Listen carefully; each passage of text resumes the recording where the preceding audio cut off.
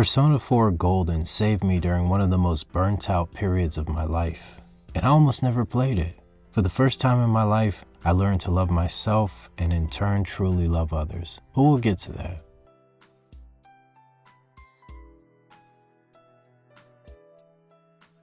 Man, it's been a few weeks since I finally completed Persona 4 Golden, and I struggled for a while to put into words how I felt about the game. I had a lot of thoughts, feelings, and emotions, but digesting everything into one coherent reflection wasn't easy. I almost didn't make this video. Part of me wanted to keep this experience to myself, but something inside of me needed to get it out, even if no one listens. I've been a lifelong gamer. I've played video games since I was 3 years old. Now I'm in my late 20s. Like most people who play games, as you get older, you still enjoy them, but that feeling sort of changes. You recognize it as a recreational pastime, something to blow off steam. You still have fun, but somewhere along the way, that childlike wonder disappears. Games become somewhere you visit instead of somewhere you disappear into.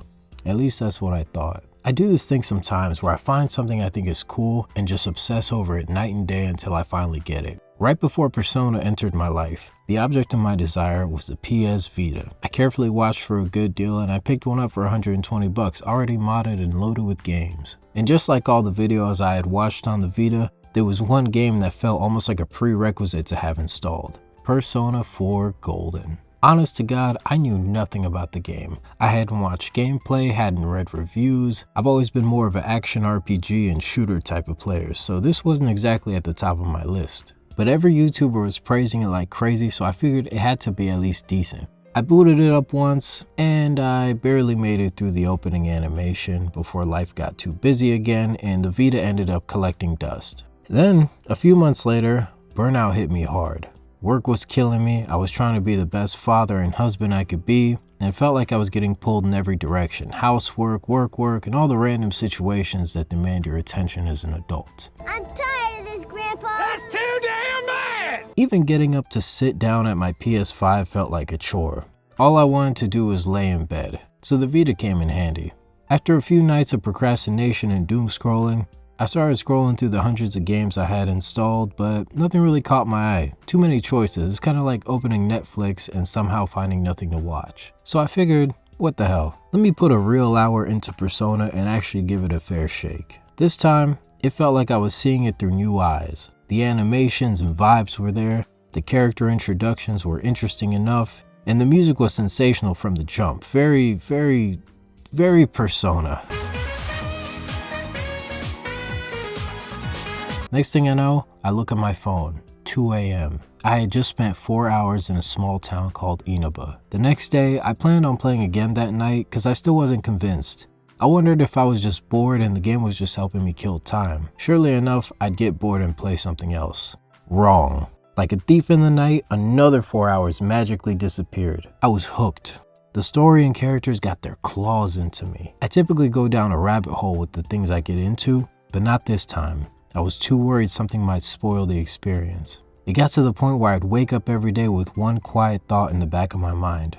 I can't wait to get back to Persona. In a world full of games that use unnecessary filler to increase playtime, Persona somehow manages to make time itself feel meaningful. If you're unfamiliar with the mechanics, you basically have a year to complete the story, with certain criteria you have to meet by specific dates. How you spend the rest of your time is completely up to you. You live through each day as the protagonist, working with friends to uncover the mysterious murders happening in your town. As grim as that sounds, the vibes are often the complete opposite. The murder mystery is only a fraction of the experience. Most of the time you're exploring Inaba, hanging out with friends, building social links, working jobs, studying, going to school, never really knowing what surprises the day might hold. And then there's the other side of the game. Inside the TV exists another world where the missing are trapped, and it's your job to rescue them before they're killed. This is where the dungeon crawling comes in, turn-based combat where strategy actually matters. I've never really been a fan of that style, but I found myself loving it. Especially once you start leveling up, unlocking new abilities, you begin to think differently, play smarter.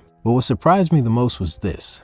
Being a gun and sword type of gamer, I thought I'd rush through the day-to-day life sim elements and just get to the action. Instead, I ended up preferring them. And I think that speaks volumes about how well written and voice acted these characters are. You slowly bond with everyone you meet, and almost all of it is voluntary. Sure, leveling those bonds gives you gameplay rewards, but honestly, the biggest reward isn't quantifiable. Somewhere along the way I realized something. It felt like I had made a genuine friend. Something about this game takes you back to childhood. Many of the characters remind you of someone you once knew, and it pulls you back into a time where people hung out simply because they wanted to. There's no scheduling, no ulterior motives, no obligation to be productive, just freedom. I miss that. Another thing that really stuck with me was the game's message. Early on, it's revealed that people thrown into this TV world are confronted by their true selves, physical manifestations of their darkest insecurities and hidden thoughts, the part of themselves they don't want anyone to see. If they deny that truth, the shadow grows stronger until it kills them. But if they face it, if they accept who they really are without pride or embarrassment, the shadow loses its power and they survive. I personally love that because for a long time, I wore many masks to match what I thought the world needed from me.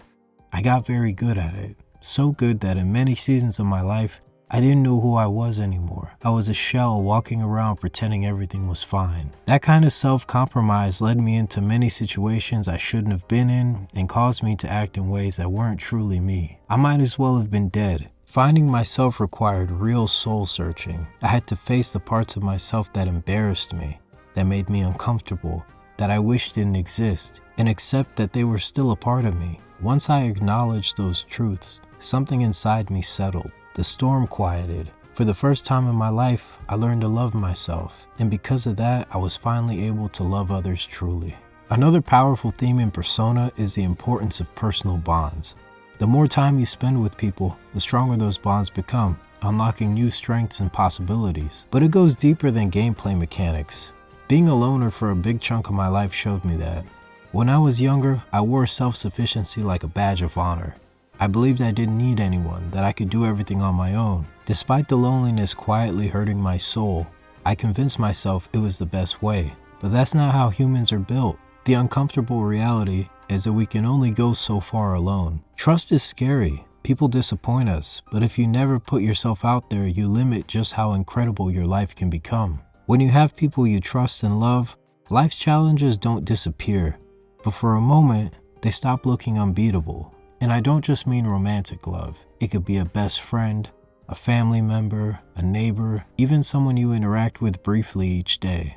We all play a role in each other's lives, whether we realize it or not. Like an old proverb says, if you want to go fast, go alone. If you want to go far, go together. I think what makes this experience so special to me is the serendipity of it all. I was just looking for a way to kill a little bit of time before bed, but what I stumbled upon was heartfelt, organic, and truly unforgettable. I picked up Persona 4 because I was bored, and I finished it a little less lost than I was before. Somewhere between the murders, the laughter, the friendships, and the quiet days in Inaba, I remembered a version of myself I thought adulthood had taken from me. And maybe that's what great art does. It doesn't just entertain us, it brings us back to who we were, and sometimes who we're meant to become. If you made it this far, thank you so much for watching. Let me know what you think in the comments, and I hope you subscribe. Have a great day.